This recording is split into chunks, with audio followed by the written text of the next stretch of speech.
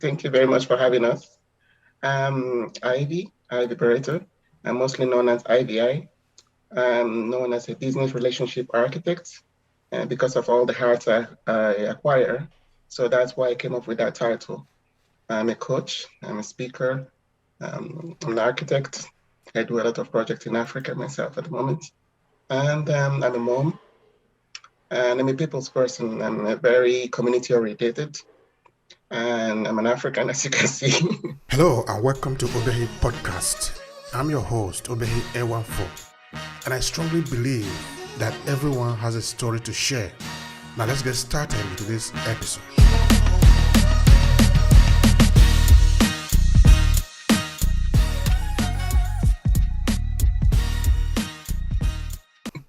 And I was born and raised in Europe. And I just recently, when I was older, in my new phase of life, that's when I saw Africa for the first time. And I fell in love with Africa. And from then, I never looked That back. is big love here. Okay, please go. Yeah, so that's what led me to, trying to give back because, there's a phase in our life that we need to give back. And, during the pandemic as well, I needed to reshift my life due to burnout, from the industry, because I'm coming from the construction industry. As a woman, it's not easy to navigate in Europe. So in Africa, they gave me a chance, So, and knowing the languages that I know, because I was raised in Portugal, Spain, and Italy. So it gave me a leverage in terms of language. So I had a particular niche in the industry that I was working on in terms of, managing, you know, things down in Africa and getting the liaisons for business ventures. That's interesting. That is really lovely. All right, so tell me, you were born in Rome, right? Yes. Okay, tell me a little Yeah. bit about your growing up, your childhood as you were growing up in Rome. What do you remember about that? And Roma was very, I was very little. So my dad used to travel a lot, due to his work because he's a physicist. So, and my mom is a nurse. So we used to travel a lot. So we never stayed put. So we stayed a small little bit of time, maybe 2 to 3 years in Italy. Then we went into Spain, so where I spent the mostly of the time. So we stayed there and a couple of years. Then after I went to Portugal, and where we stayed the most longer amount of time. And then after that, doing my finishing my living cert, then I came over to Ireland. That's interesting. So in English speaking country, because my mom wanted that for us, to have the language English. All right. Now, so you live in this different country, which of course are very good opportunity for you because they help you to open also your horizon to understand the world in a deeper sense because you are moving from one place to another now. So tell me, in which of these country did you actually grow up in your young adolescent years? In Portugal. In Portugal. All Yes. right. So describe me Portugal in your adolescent years. Who were around you? What did you see that shaped your orientation in terms of how you define yourself in this world? Okay. In Portugal, it's very flowery, as I would consider it, country. It's full of different kind of cultures, and so it was always very interesting. But coming from the background that I come from, my parents were very strict, and my mother was very religious. So seeing Portugal was a different kind of way for me to see it. And when I was coming towards the adolescence, we always come to that part that we are misbehaving, as I can say. So that's where I managed to see a lot of the Portugal aspect of it, in terms of, seeing it in a deeper level, the cultures, the people, being in tune with people, and the being street savvy, as I can say, So it's very interesting. And I came up with a lot of friendships like Cape Verdean, Angolans, Mozambicans, Guinea-Bissau. And so all that fusion of those cultures, is quite interesting. And then infusing it with my own upbringing, that my dad was very militarized, because he So came from the your dad military. was serving in the military? Very militarized, yeah, because he used to serve in the military.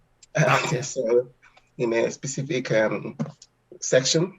And then my mom herself, she is more into the church aspect, so she was very deep in that aspect. So he shaped me in that person that I can be able to navigate any aspect and still have my mannerism and behaviors. Now, you had all this opportunity to learn really a lot of things, as you were growing up, because your father coming from a military background and your mother religious. That is a lot of opportunity around you here to learn the basis, no? Because we all need the basis to be able to find our footing in the world. Um, why did you pick architecture as a field of study? I didn't pick architecture for this. My dad picked it because I was misbehaving so much that my dad said, no, you have to go. And the first approach was that, and then I had to go in. Mm-hmm. So that was the experience So for you. it's interesting, you know. It's interesting. It managed to shake me up, in architecture. Things are you have to be very strict in things, not for things not to go wrong, because it's a lot of life is involved in the design process and things.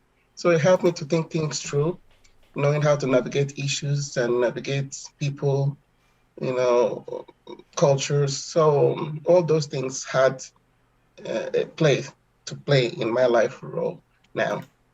Absolutely, and that is that takes us to the conversation that we're having today, which is about um, management and emotional mapping. Of course, you are going to help us understand what all these things even mean, because I don't think I understand it perfectly. So, first, how did you get into this area of management, from architecture to management and dealing with people, emotion, and all of it? Tell me how you made this transition. Yeah, when I was in college, my first internship, I got an architectural office. So I always was somebody people's person, and I always was somebody that is very eager. So with the bosses, so the bosses always put me in the right places with the right people, so which facilitated my growth. So I always liked to work pro bono, so which as well facilitated. So I wasn't into the money. I was more into the, knowing how to penetrate in the industry in an easy manner. So it did help a lot. So from there, from that transition, it opened me doors. So while I was seeing a lot of things and having a lot of conversations, so eventually I spoke as well about my background in conversations with my boss, because he used to take me to the site. So instead of being in the office, I used to be in the site. So which facilitated the growth very quickly, the transition, and I ended up having the passion of being on site, because I could be with the people, see the actual, the buildings being erected in real time, and seeing it by, instead of paper, I saw it in real time. And that really changed a lot of things, no? Yes, it did indeed. So, before we go deeper in this area, I want to ask you the last thing about architecture, where you are coming from now. Did you also do construction in Africa? Because you say you have a lot of traveling to do in Africa. You travel to different places, that I understand. But is it also in the area of architecture, in building or things like that? Yes, it had to do with architecture and building, because we did a lot of work as well in, the recent one we are doing at the moment is in Cape Verde. So we work a lot. I used to work a lot remotely, and sometimes I need to travel down. So, but because I do in terms of drawing, that's what I do the most. So I use Beam. So sometimes we need to manage it on ground.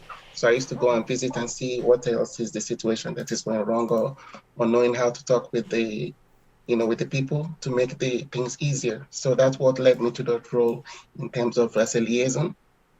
So knowing the language as well was very good in that aspect, knowing the people and talking to them in the language that they understand, and knowing that I'm there for them and not for the stakeholders, but indirectly I am for the both sides. So it facilitated my role. So my role ended up shifting.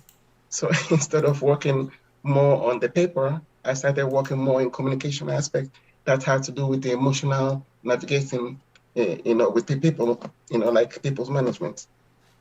That was mainly my course. It just started shifting. And when I go to meetings, they used to take me, to the meetings. So my role was sitting in the meetings and overseeing what people are not saying, so I can pinpoint it and put it down, so can leverage it as a strength for, the people that employ me. All right, emotional mapping. What does that even mean? Help me understand it. Emotional mapping is where you elicit, you manage, you map emotions. So you can use it in different manners. So in this kind, I use it for in terms of people and the projects. So you need um, when you're doing a project, you need to understand what what people are want with that project, and then as well you need to listen as well to the people what they want from it. So one thing is the stakeholders wanting something, another thing is the people that are gonna erect those buildings, how it's gonna look like.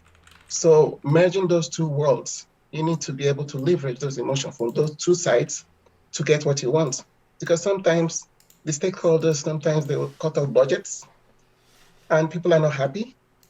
So helping them in a creative way so that you can see, and play with them in a manner so they know that you are there for them indirectly. So this is the kind of tool that we use as well in that aspect. So indirect tool for like playing, like a play therapy kind of, because I did neuroscience as well myself. You did a lot of things. A lot of interesting things. Not just a lot of things, but a lot of interesting things. And you also work in some unconventional places. Because when you look at architecture, okay, I'm not talking only of the design, but the erecting of the structure, beauty, even in the design of it, is mostly things that are done by men. And you coming to play a role there, it make it even more interesting. So, but how did you even find yourself working in this area? Tell me about your kind of your feeling as you go working in this area, because a lot of energy is involved in it. Yes, indeed. That's how I had my burnout. I understand that. As a woman, sometimes you find yourself in places that if you are good, people pamper you. So, and they give you opportunities, but sometimes it's very difficult as well in power struggle, because sometimes people don't want to give you that power. They feel like you have too much power. So you need to know how to navigate those, you know, not showing everybody that nobody is here is overtaking anybody's role. We're here to, work among ourselves and get what we need. That is to feed our families. And whoever wants to, you know, go up the ladder, I always make them assure them that I'm not here to climb the ladder in their direction that they're looking for, because my own direction is totally different the way I see things, and there is always loophole for everybody, and there's power in collaboration. And I always try to make them see in a project, there's always different ramifications that we can get to. And when they see that, then they see that I'm not a threat. But sometimes people can see it as a threat as well, but I don't see it as a threat. Absolutely, absolutely. Yeah, because you said there is a kind of a power game there, power play there. Yeah, of course, it depends on your level of understanding on how to navigate this power, because you look like a web. You need to find your Yes. way easily. On the other way, you can trigger some part and it can become problematic. Depending also on the maturity of the person who is playing the game with you. So I want to believe that you were successful in it because you understand also this emotional mapping you are talking about. Yes, But yes, I am successful. Not only the emotional mapping as well. I use a lot of kind of tools before that, because I just recently did that. But before that, I was always good in people, managing people or even being around people, conflict negotiations. And I'm coming from the African background. Um, Not all the time we like conflict a lot. So I like to always be quiet to understand the actual root cause of the conflict. And sometimes you see the root of the conflict doesn't make any sense. So sometimes you just have to throw in, how to come in at the right time and to diffuse the situation and the conflict, and giving them both sides, their own, validate both sides, their own, truth, what they are saying, and then as well telling them the negative part of it and seeing if they can come to a balance, the both of them. And that's what as well I do in terms of businesses. I come in and oversee things in a way to leverage those weaknesses because I don't believe that the weakness is a weakness. I believe a weakness can be a strength. I'm always a positive person. Absolutely, I love that. I love that. Life should be positive. We should be positive about life. Yeah, Now people are so pissed off with all the bad things that are happening in the world. But the things that are happening in the world are not only bad, but there are also good things that are happening in the world. No? Why don't we take some time to also reflect on that? Just look at the flower. Just look at the river that is flowing. There is a lot of peace and love and tranquility that we can also enjoy in this world. No. definitely. We don't, we're always thinking about how to achieve, how to work. We don't even realize, the small things in life that makes us happy. Like for myself, for example, I didn't realize that going to Africa was going to make me the happiest person, even being in Europe. I'm born in Europe and being raised in Europe. People would think that I'm fortunate, but I wasn't fortunate. And I didn't think myself that I was fortunate. But when I went to the land and the soil, there's an emotion that evokes in you, that you feel like I belong here. I need to give back. I need to understand what is happening here. How can I help? And it's a different kind of feeling, and it's a different kind of purpose. You know, You went and reunite with the motherland. That is something that all of us must do. No, I mean, to many of us that have been born here. Not me. I was not born here. I came here. I was already 24 years, so I have been formed in Africa. But to those who were born here, I have grown up here, who have even adult and never go to Africa, I usually advise that you need to do that. Make it as a mission for yourself if you are of an African descent, because you don't have any reason not to do that. You must have to do that because it gives you a different sense of meaning to life, as it were. All right, now, Ivy, how do you develop emotional mapping? how do I develop it? Yeah. It was already a tool that is already existing. It's just I infused it into the architectural background, because it's a tool to leverage strengths and weaknesses, a tool to know, evaluate the employers, to know the state of mind of their employees and seeing creative ways for them to be able to be more productive.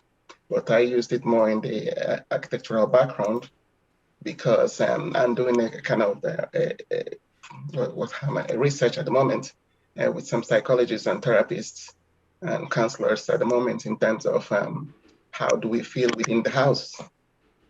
So it's quite an interesting, topic for them because they never, considered that topic. How those people feel inside the house and the emotion that people have, where they store it indoors and then when they go outside, they explode and they don't know why they're exploding outside in the workplaces, having all these meltdowns. Because the situation is we collect all those emotion from outdoors plus the ones that we already interiorized.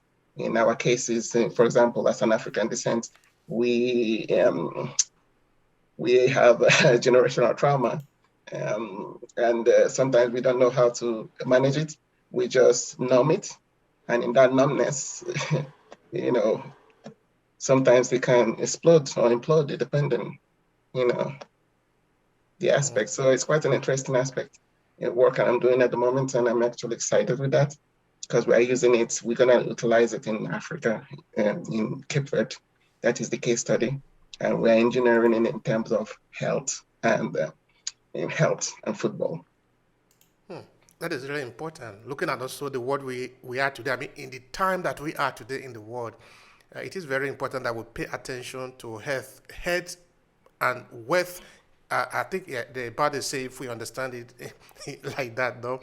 Uh, how do you go about collecting this data that you analyze that help you better understand these people from the point of view of emotion? Because of course you are understanding yourself, but you are also understanding people and the relationship with the people. Help me understand that part. Yeah, I started forcing myself. because for you to do a research, you have to start on yourself to see if it works before you start going to other people. And I came about that because I was somebody that was clinically depressed, for a lot of years. And I found myself that I had to come out of it. And as South Africans, we don't think that mental health, that we need to address anything. We just feel like we're okay on the regular basis, while we are not okay, because I'm a mother, I'm a wife, and there's so much stuff that goes in that you lose yourself. And when you lose yourself, you need to start rethinking and how to get balance. And in that midst of getting balance, I found myself doing a lot of research on myself. I did a lot, and then I came up with that. And then I started thinking about how to join different kind of researches together and see if I can be able to come out of it, which I did. And then now I'm bringing up this project out, and which one as well, I'm doing a book as well on this, which will be coming out very soon, maybe in the next 2 months. Uh, it'll be very interesting to see, how women can relate to that, and how indirectly people don't know that they are suffering from certain things and certain aspects. Thank you for that, for the work, because it's going to be very valuable for people out there. Now, um, how do you know that you are depressed? I mean, for somebody that is listening to you, I want you to talk to this person. How should people know that they are depressed? And when you have low energy, fatigue, you don't feel like doing anything. But in my own case, I was a very functional depressed person because I managed to know the code how to operate. So that's my one is quite different because I managed to crack it, how to deal on a regular basis with nobody knowing that I was. So by the time I got home, I was already exhausted. So you just have to mask yourself. But in terms of people knowing that they're depressed, they're always, they're low energy, lying down, moping around, and not feeling like doing much. You know, but it has different ways. Not everybody's the same because sometimes people they classify it as one thing, but I myself am trying to counteract that because I was very very functional depressed person. Cataract that.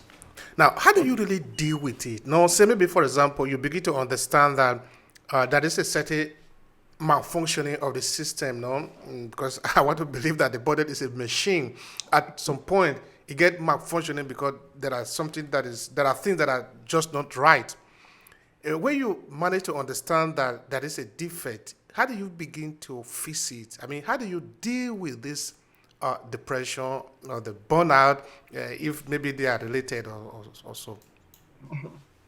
Yeah, the burnout was from the industry because since I was a very functional depressed person, and in the industry, always have to prove yourself that you are capable of doing the work because being a woman, you always need to do things even 2 or 3 times more to prove yourself that you're able and capable.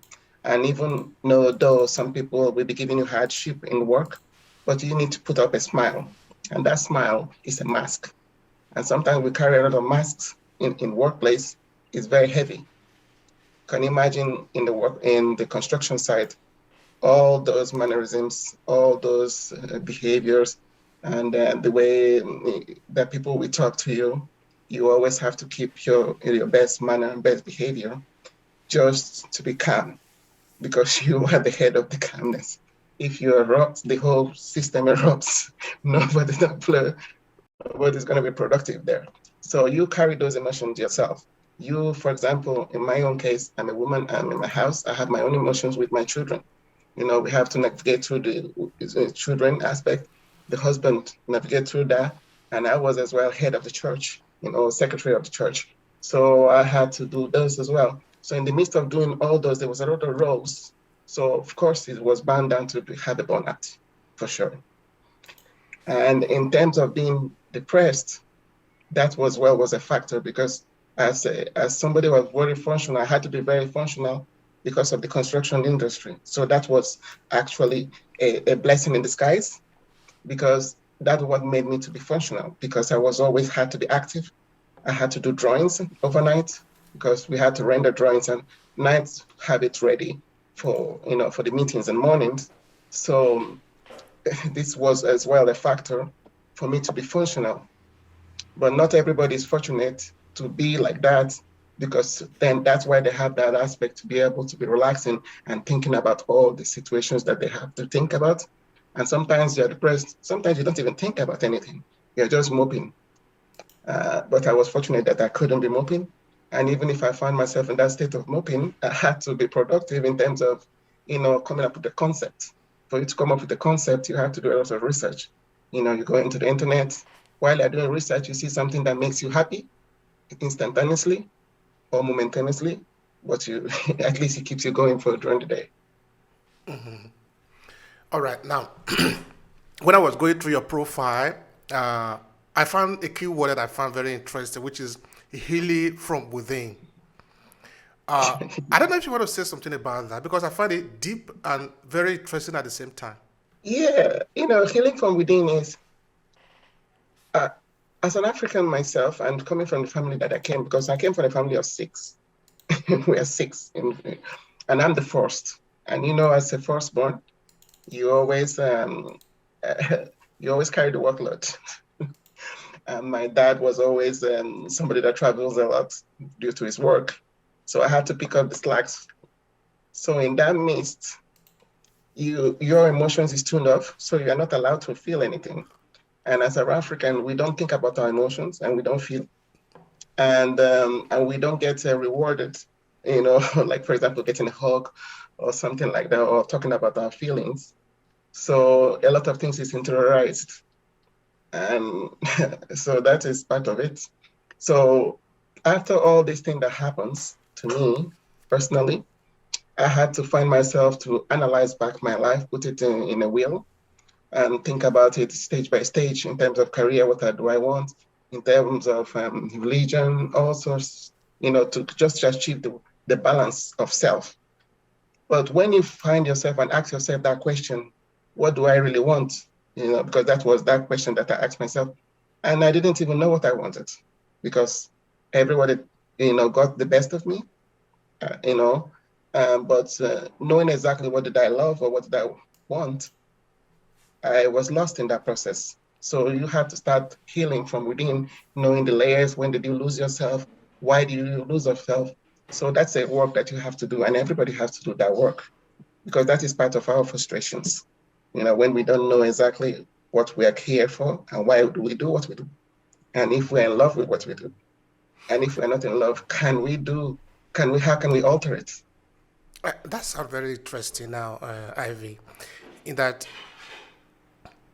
you know, we are not be educated to really love ourselves. I'm talking general sense of education that we have. We are be educated to become productive, to serve a system. We are not be educated to really treasure who we are. Because I think that we can function better if, first of all, we even treasure who we are, because then we understand what we are giving out and give out proportionally. People are going to always take and take and take and take and take from you, unfortunately. But who is going to replenish you? And I think the firstborn usually, in most of the cases, suffer more in this area. Everybody is, you look like a sacrificial lamb. Everybody just want from you. But how, they, at that point, it becomes very important that we need to trade a very fine line between selfishness and sacrifice. Yes. Are we supposed at a point say, yes, this is my line. I cannot do beyond this. I can help you, but this is how much I can give you. Is that selfishness? When are we supposed Uh, to know that and take action? there's always time in our life that's a key moment that we need to say pause and say, look, it's enough, and know how to say no. Because in my own case, when my mom passed, I wasn't ready, and that was my moment to say, look, it's enough. And when as Africans, when family members are deceased and deceased abroad, there's so much cultural aspect to navigate, you know, and then being a woman to navigate that, I didn't even have a voice. And I had to say, look, I had to pause I said, look, it's my mother. I know my mother is, is come from an extended family, but it's still my mother. And so I had to, when the moment I had to say, I had to pause and say, look, enough is enough, you know, let us deal with this. That is very important because if you don't, I repeat again, people are just continuously going to take and take and take until you die. Then, okay, now you have fulfilled your mission. But that is not really, I don't think it's fair. It's not fair. All right, now to some people out there who are probably in this situation who have not been told that they should love themselves, they should care for themselves, other than just giving and giving. What would you like to say to them? They have to love themselves, because you come first, you came to this world first on your own, and you're going to live here on your own. So the token that you live here and live for yourself, knowing that you existed, is you fulfilling what you came here for. And even if others think that you're coming from a selfishness, that you're selfish, let it be, because your health and you matter. And every day you look yourself in the mirror, recognize that you are you, and you're always going to be you. And it's important. So looking at yourself every day in the mirror, self-reflection, talk to yourself. I practice this exercise every day. I talk to myself like if I'm in love with myself, like I'm dating myself, so that's how I came out of my ordeal because, you have to be able to talk to yourself, appreciate yourself, your curves, your imperfections, and, even in your imperfections, see beauty within it. And that is it because you come first. Yeah, yeah. And people really should not be ashamed to do that. In that, don't be ashamed to love yourself. Because nobody is going to love you if you don't love yourself. Okay, people can pretend to love you because they want to take from you. That one, that is a lot, no? Now, the thing I really want to ask you, Ivy, is if you don't make that transition, if you don't go that extra mile of rediscovering yourself, because this will connect also the healing from within. Because I really believe that the power is within, it's not outside. Because if you are educated like the way many of us are educated, that your source is outside, you are always going to be empty because you don't have anything. You need to always ask outside. But if we understand that the energy actually is inside, then we begin to value ourselves more, who we are, how we talk, like you said, even in our imperfection. Look, for example, like an egg. The source of that energy of the egg is inside the egg. You are going to break the egg, then you have the yolk. You break the yolk, there is still another center. You break it, you see another center inside. If you take it to a microscopic lab, you will still see that there's another inside again and another inside, which means that you are going to have to look like this, not like that. Because if you do like that, you are going to always be lacking because you always need to look outside. Now, how do we begin to cultivate this culture? Because this is contrary to what we are conventionally educated that it is. The way to cultivate it is giving everybody a chance, giving one another a chance, loving one another. And I know for us as Africans, for example, it's very difficult for us to smile and to smile to one another. Because one thing is you smiling, but are you really smiling with coming from within? And and when you smile to another human being, you're giving that person access to giving you what you want. And when it gives you access, you will feel it from within. Then you begin to release anything, any tensions that you feel from the inside, knowing that there's hope. And that is one of the things that we need to start. It's just a small little gesture to start releasing that, diffusing that tension that exists within ourselves, and knowing that, in cultures, we can be always have the ability to, to connect with one another, learn with one another. Nobody is more superior than anybody, because sometimes in a smile unlocks what you need. Because I remember myself, there was a time I was working on in a project, and we were looking for the person at the higher level in terms of how to open that door for us to get into that meeting. And the person that actually opened that door for us was very unexpected. Why?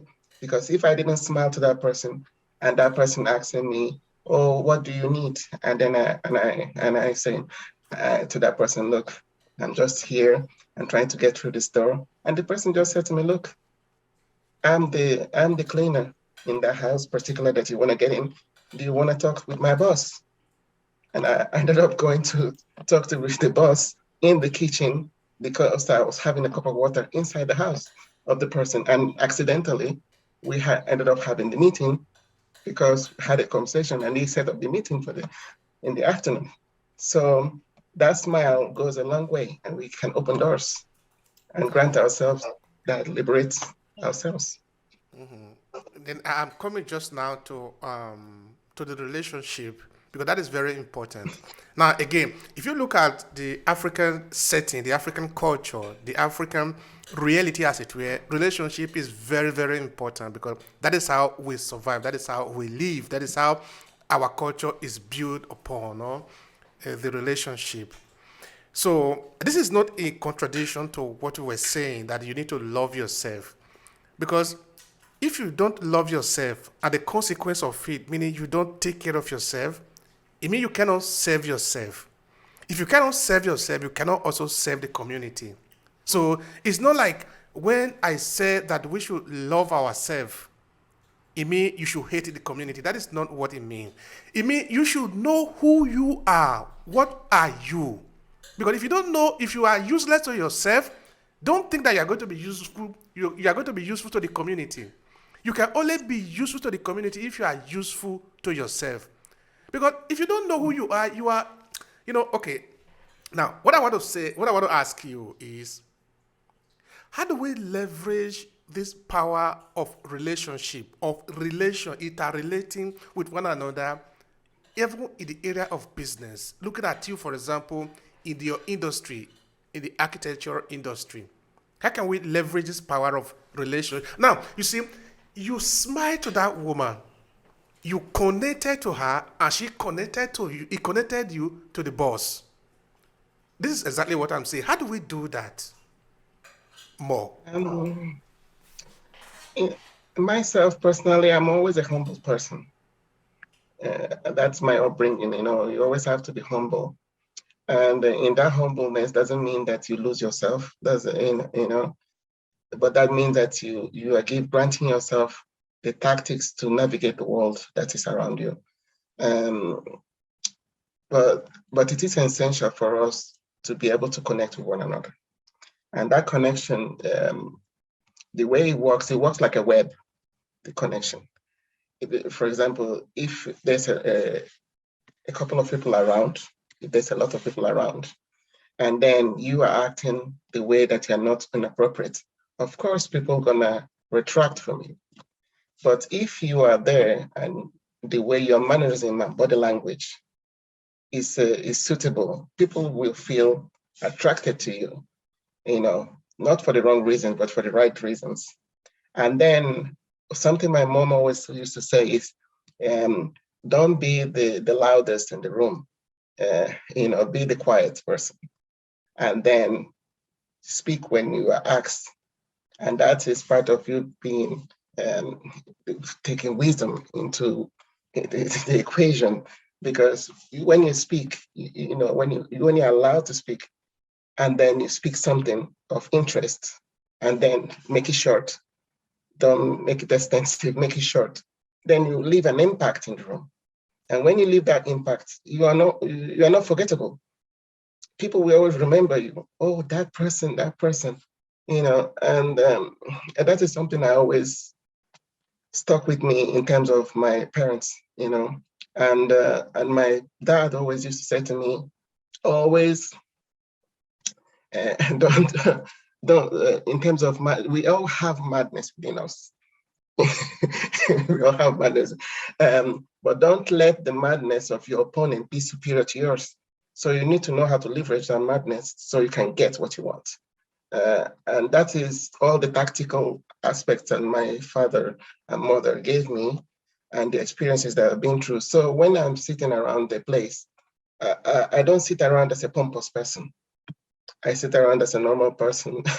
And that's what I love about the Cape Verdean culture, because in that Cape Verdean culture, you sit with presidents, you speak with ministers, and all sorts of entities, just sitting down, and you don't even know who they are, but they are all these entities, and it's not something that happens in normal places, other places. For example, in Nigeria, for example, you will see a president or something like that, or all the kind of entities sitting down with other kind of people, like the local people. And that's where the different kind of cultures plays their role, and I already saw that in real time. So, and that is giving me leverage in getting where I'm getting to. Uh, in terms of business, that is what we need. We need to give one another a chance. And when you're there, listen to what people are saying and not saying, not what people are saying, what people are not saying. And that will grant you access and, you know, step ahead. Listen to what people are not saying. That is powerful. Because I think the really power is in what is not said. Okay, now in the area of business, I read about you on your profile that you help people, individual and businesses to unlock the power of their potential. Tell me about that. How do you do that? This is deep. This is deep. Um, I got all these skills from my dad. And so uh, it's important when you go and sit with businesses, for example, or sit with an individual. The individual will say, I'm this, I'm so, so, so, so. And then this is an example I'm specializing. So the individual will say, I'm so, so, so, so. And in between that individual, there's multiple businesses in that person, you know, and not only the multiple businesses, but the knowledge that that person has. You can be able to, I won't say concoct, I will say mapping. That's why I use a lot of mapping in my practice, because I map what the network of the person, and map what they know, and then grant them what they're looking for. So I can create a business for them. I can create a network for them, opening for them when they show me what they have. And I show them practical ways in terms of vision boarding, how to leverage all that network and all that what they know to get them to the next level. But sometimes I do charge as well in terms of, so there's some points that they need just a small little tweak to get to the point where they need to get.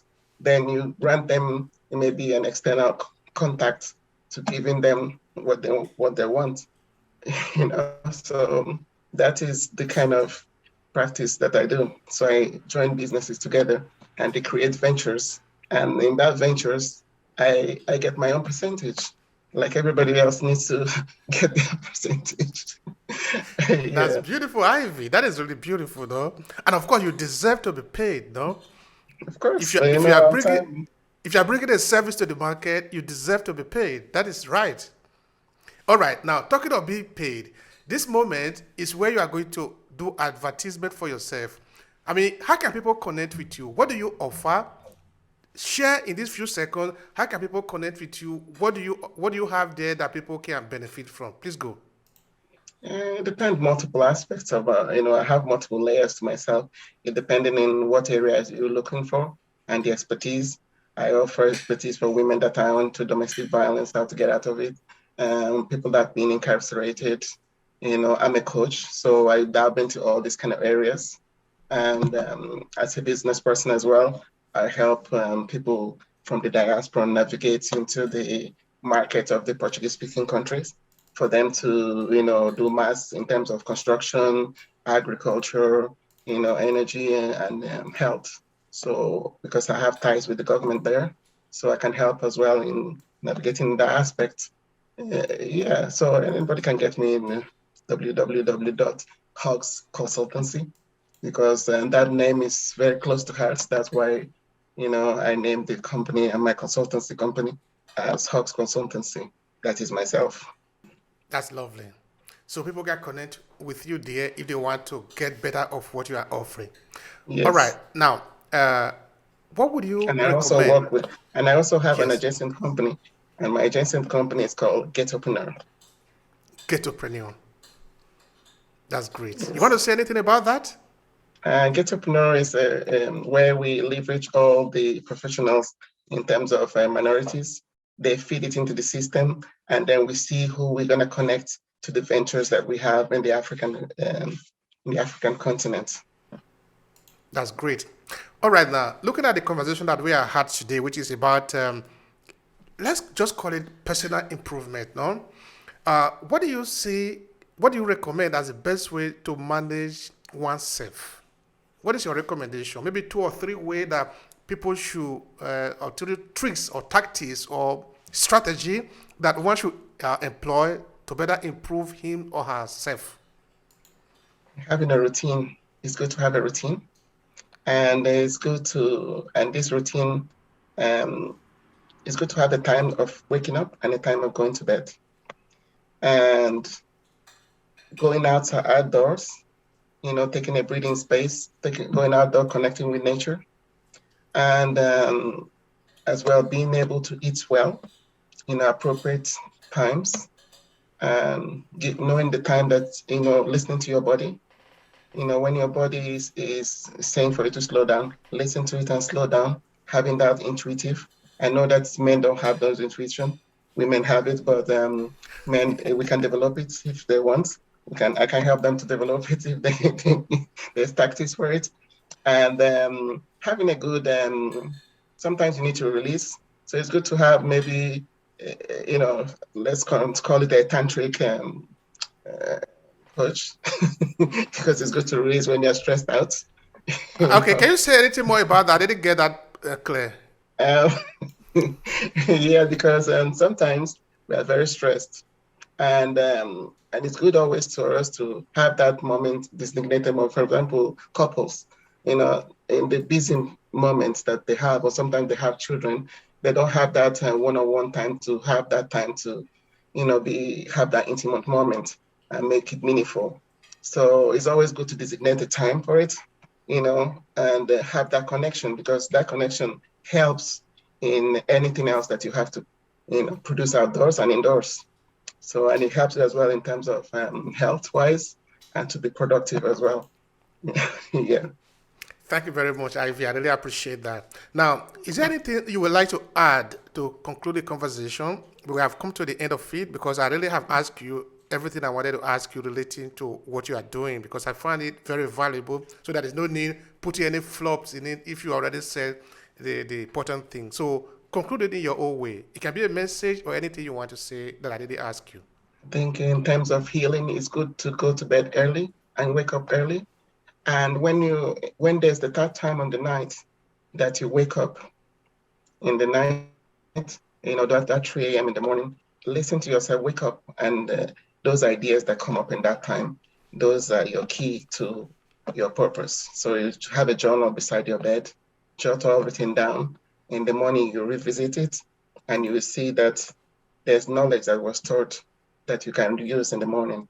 Because sometimes some of us, we don't get up when we were fed, elements from the universe or God, and we let it go, and we need it for the next morning to operate or to wherever we're going. Thank you so much, dear Evie. Ivy, it'll be a pleasure talking with you. Thank you very much. If you enjoy this podcast, make sure you subscribe so you never miss any of our future episodes. Rate and review Obehi Podcast and share with your friends who might need it. I remain Obehi Ewafo. Thank you so much for listening, and talk to you in the next episode.